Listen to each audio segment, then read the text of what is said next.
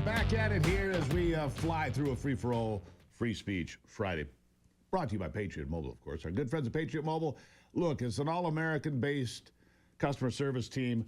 When you go to patriotmobile.com, use the promo code Gruber, you'll save some money, you'll get some free service, and you'll have the best service you've ever had. And it's real easy to do. Patriot Mobile, go ahead and check that out. Garcia is joining me now. He's a contributor to The Blaze. That, of course, is Glenn Beck's operation, and host of We the People. Fresh perspective, real conservatism, and right here with us on a Friday. Gates, welcome to it. Steve, thanks for having me. Good morning. So, glad to have you. And the first question, and you posed this, I saw this on my cheat sheet, if you will.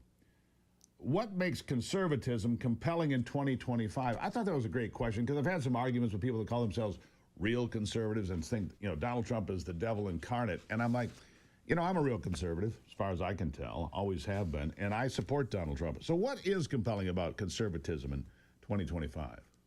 Well, I don't really think it's compelling. I think it's cool. I think this is our moment.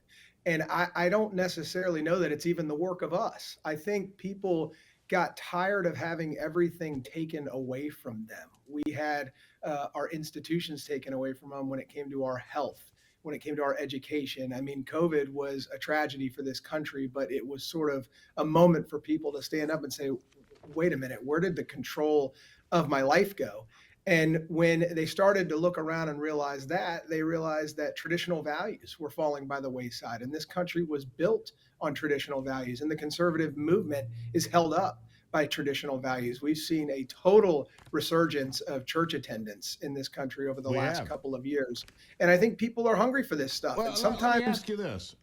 You have kids? I do, 3. Okay. Were they in school, and I mean primary school or even college, when COVID happened? Because 2 of my kids were, right? One of those children has gone from being fairly left of center, and oftentimes young people are, to very conservative, steeled, because she was turned off by the government overreach of forcing her to stay home and all these things. And you look at this younger generation and you say, look, these people are more conservative than any generation, including my own. And we grew up with Ronald Reagan. But they got, I think you're right, no work of ours did it. It was the work of the left, forcing them to stay home, closing schools, wear masks, all this silly stuff that went on. And they were indoctrinated by that, and they are hateful of it. They hate the idea of the COVID lockdowns and the government overreach. And maybe that's what brought this younger generation to the right side of the column. What do you think? I think you're absolutely right. I mean, every kid hated going to school until it was taken away from them, because when you take school away from kids, you don't only take their education away, you take their social environment away. I mean, I remember when my kids are young, my kids are 10, 7, and 4. So if you go back a few years, you can see how they were even younger. But, you had to kick and drag them and pull them out the door to go to school every morning. But once they were, forced to stay home for a month in that initial sort of lockdown, they were like, get me back in school. I haven't seen so-and-so and I haven't seen so-and-so. These are my friends. All of a sudden, recess and what about lunchtime the long-term and all that. mental health damage of that? I mean, I preached about that on this program. I said, this is going to be a generational problem. You're desocializing these people. Plus, what happened to them? And they'll never tell you this number, but it's a question of how many kids dropped out of high school between 2021 and 2023-ish and never came back.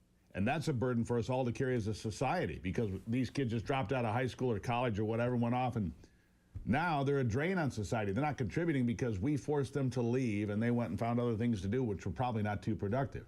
That's a problem too, isn't it? That's exactly right. And, the left that props himself up on sort of being the champion of underserved communities, for many kids, school was the only meal that they received during the day because they were so impoverished. So you take that away from kids and it goes beyond mental health, and people now start to see that school provides physical health for kids as well. The school environment provides way more than an education. Unfortunately, in this country, many schools are providing poor educations or woke educations. But beyond that, there is so much value from a school education, and we just strip that right from people. And I think once they saw that, I'm not a big fan of the government schools as a rule in many ways. But on that account, you're right. And here's the other thing that going to school every day does. That's hidden in the darkness back there. It's a reprieve from abusers. And if these kids were forced to stay home with we'll just say an alcoholic father who was abusive and got laid off from work and was just mad as hell every day, and the kids are pinned in that environment with no way out. We did that to people as well. And maybe that's why you see all these horror stories coming out. And maybe there's a reason, Gates, that people have shifted to the right in this country. And I think COVID's a big part of it. You know, the left tried to claim and plant their flag in COVID. Well, I hope they continue to do that because it's been rejected how we were treated, isn't it? Yeah, absolutely. And all the sort of COVID greatest hits, AOC, Bernie Sanders, and the gang are back. And it looks like Yeah. that's our biggest foe for the next election. And if that is the case, then we can just go to the voting booth now because we know how that's going to turn out. Well, Kamala's back. She's back. She $25 to watch that speech. Tim Burchett was on the program, Tennessee Congressman, yesterday. He said, I wouldn't get out of the electric chair to go see her talk. Listening to her sometimes feels like you're in the electric chair. It sure does. But you're right. AOC, right now, apparently, the Democrats' best bet for a nominee in 2028. How sad is your party if that's the answer? Well, it's not an answer. I mean, is she the biggest hypocrite in the world, going around Green New Deal this, Green New Deal that, and stepping off of a private jet to go to all of her events? And her running mate, apparently Bernie Sanders, will be like 90 years old by the next election, and we've seen this playbook before. So I actually hope it is her, and I don't think that's a tall task at all to overcome. And you point out Bernie Sanders being 100 years old. Mitch McConnell, it's like a senior center in Congress anymore. Anyhow, Gates, I got to leave it there. Good to meet you. You come back anytime, and I mean that. Thanks a lot, Steve. I appreciate it. All right, Gates Garcia, everybody. Fun conversation. He'll be back. I encourage it. He fills in on The Blaze and hosts We the People. So there you go. Good stuff. Follow him today. Go follow him on X or wherever you might follow social media. Gates Garcia. I'll take a break. It's Free for All Friday.